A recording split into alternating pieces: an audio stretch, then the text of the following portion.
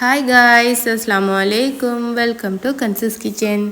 இன்னைக்கு நம்ம சேனல்ல பார்க்க போறது ஒரு அரேபியன் ஸ்வீட் ரெசிபி குனஃபா. இந்த ரெசிபி செய்கிறது ரொம்பவே ஈஸி. தேவையான பொருட்கள் தான் கொஞ்சம் கஷ்டம். பட் டேஸ்ட் வந்து ரொம்பவே அட்டகாசமா இருக்கும்.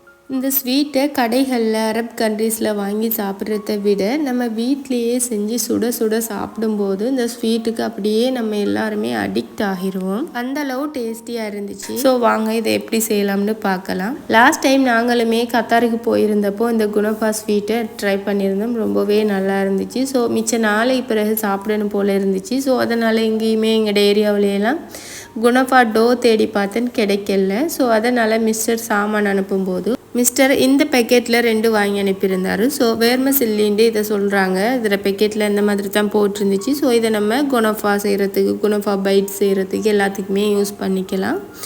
இது இந்த மாதிரி தான் பார்க்கும்போது இருந்துச்சு. ஸோ இதை நம்ம வீட்டிலேயே ஈஸியாக ரெடி பண்ணி எடுத்துக்கொள்ளலாம். வீட்டில் உள்ள இன்க்ரீடியன்ஸை வச்சே கண்டிப்பாக நான் உங்களுக்கு அடுத்த வீடியோ ஒன்றில் இதை எப்படி வீட்டிலேயே ரெடி பண்ணி குனஃபா ஸ்வீட் செய்கிறேன்னு இன்ஷால்லா நெக்ஸ்ட் வீடியோ ஒன்று போடுவேன். நீங்கள் வீடியோவை மறக்காமல் லைக் பண்ணி வச்சுக்கோங்க. அதோடு நம்மளோட சேனலையும் சப்ஸ்கிரைப் பண்ணி வச்சுக்கோங்க. அப்போ தான் வீடியோஸ் எதையுமே மிஸ் பண்ணாமல் கண்டிப்பாக நீங்களுமே பார்க்கலாம். ஸோ இப்போ நான் அதில் 60 கிராம் பட்டர் எடுத்திருக்கேன். அளவுகள் எல்லாமே கீழே டிஸ்கிரிப்ஷன் பாக்ஸில் தரேன். தேவையானவங்க செக் பண்ணி பாருங்கள். உங்களுக்கு குனஃபா டோ கிடச்சிச்சின்னா நீங்கள் அதையே யூஸ் பண்ணிக்கோங்க.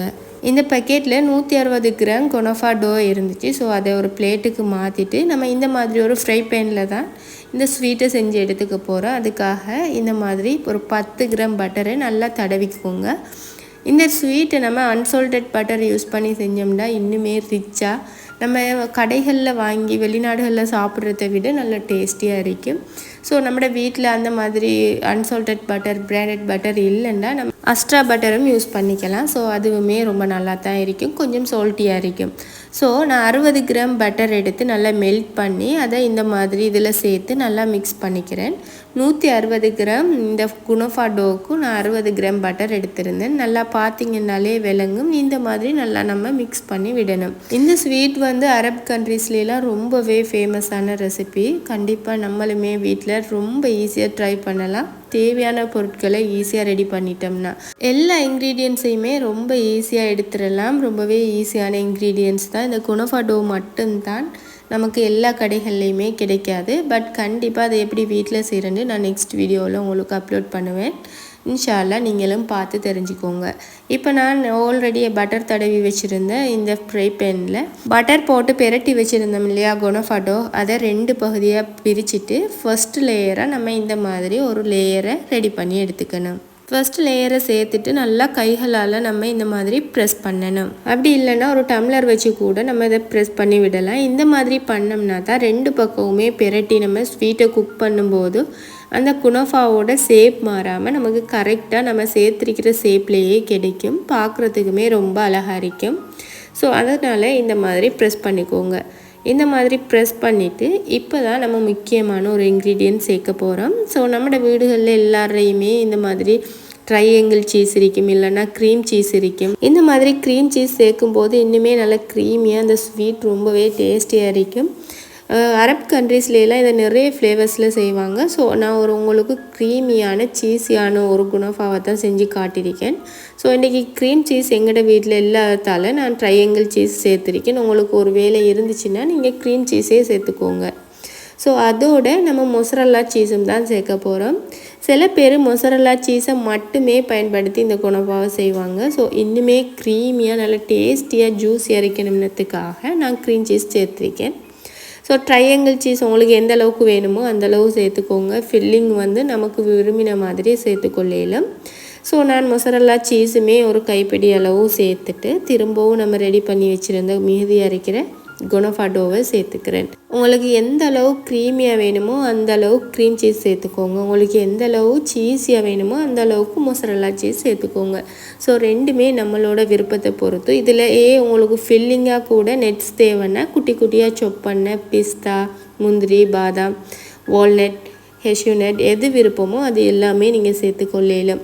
ஸோ குணஃபாவை வந்து நம்ம விதவிதமாக செஞ்சு சாப்பிடலும். ஸோ உங்களோட விருப்பம் எப்படியோ அதுக்கேற்ற மாதிரி நீங்கள் ஃபில்லிங்கை ரெடி பண்ணிக்கோங்க. ஆல்ரெடி நம்ம ஃபர்ஸ்ட் லேயருக்கு எப்படி ப்ரெஸ் கொடுத்து சேவ் பண்ணமோ அதே மாதிரி இந்த லேயருக்குமே நம்ம ப்ரெஸ் பண்ணி நல்லா அழகாக சேவ் பண்ணிக்கணும்.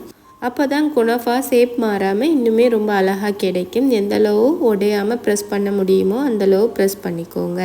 ரீசெண்ட் டைமாகவே என்கிட்ட நிறைய பேர் கமெண்ட் பாக்ஸில் கேட்குற கேள்வி என்னென்னா, சிஸ்டர் உங்களுக்கு ஏர்னிங்ஸ் வருதா, நீங்கள் யூடியூப்பில் சம்பாதிக்கிறீங்களா, காசு வருதா, இந்த மாதிரி கேள்விகள் நிறைய பேர் கேட்குறீங்க.